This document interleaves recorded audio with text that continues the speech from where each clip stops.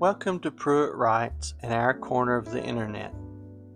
Today I'd like to share the latest of our watercolor paintings, Old Number 7. In this painting, Old Number 7 is taking a passenger train to a very special resort for a winter retreat. I love trains. I have since I was a child. My grandfather had experience on trains. He also had an engineer's cap that I love. I would adore to have the engineer's cap that he had with me today, but I even more adore having him with us today. But because of him and other factors, I love trains and have since as far back as I can remember. And I enjoy painting them. There's something special about painting a train, very, very special about that. And I was so happy with the way this one turned out, which is not always the case. But I enjoyed painting it, and I hope you'll enjoy watching. For our palette today, I used, of course, my favorite blue as a base, which was Prussian blue. And then there was lamp black for bits and pieces of the train. Of course, the white of the paper is the main star of it, I believe. There's a touch of yellow ochre around the light to set it off, my favorite yellow.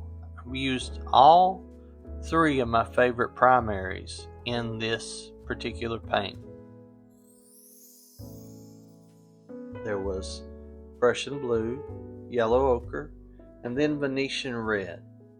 I'd been wanting to paint a barn for some time, and no composition seemed to present itself. This one just seemed to fall into place. I enjoyed painting the red on the barn, but then something very special happens. Thanks to knowing that I needed some color harmony, which is a fancy way of saying if you use a color in a painting, try to use it in more than one location. That's a rule I did not know for years. But watching different painters down through the years, I have learned so much.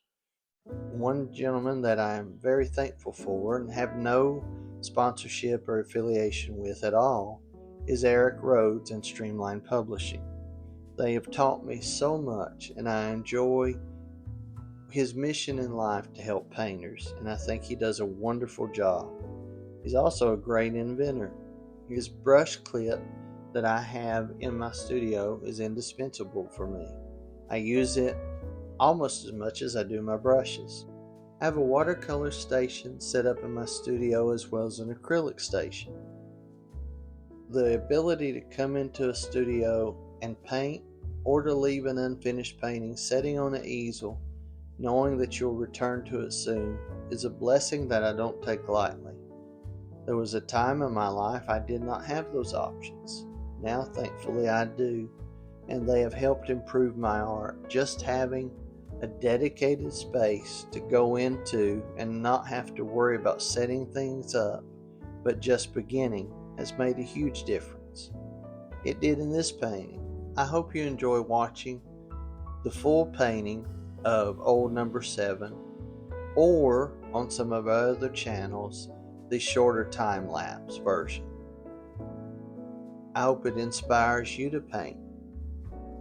Everything that we do, whether it's a short story like one we recently published, The Black Chicken, on Substack, our newest social media outlet, or whether it's this painting or just a pencil sketch, our goal has always been to add value through words and pictures.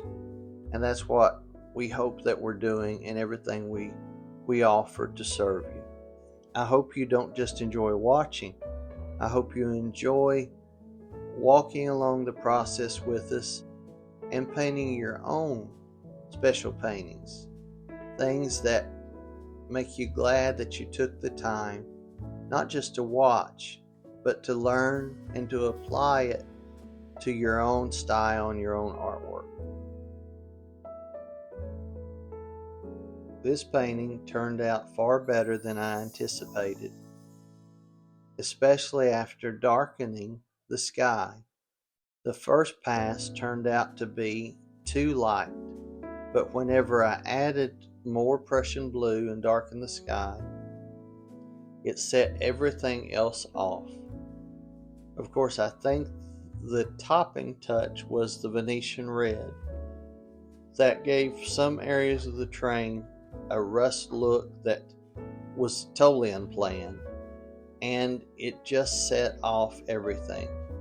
The continuity between the red barn and the red on the train and the blues of winter, it all worked together far better than I anticipated.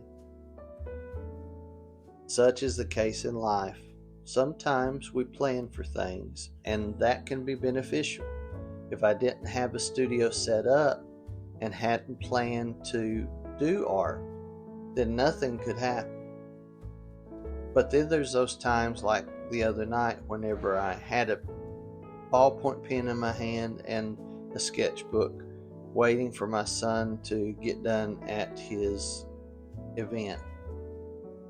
I was able to sketch some things that were totally unplanned and made an impact both on me and hopefully on others. I hope this makes an impact for you, and I enjoyed sharing it with you. I hope you'll return to our little corner of the internet soon for more from Pruitt Writes.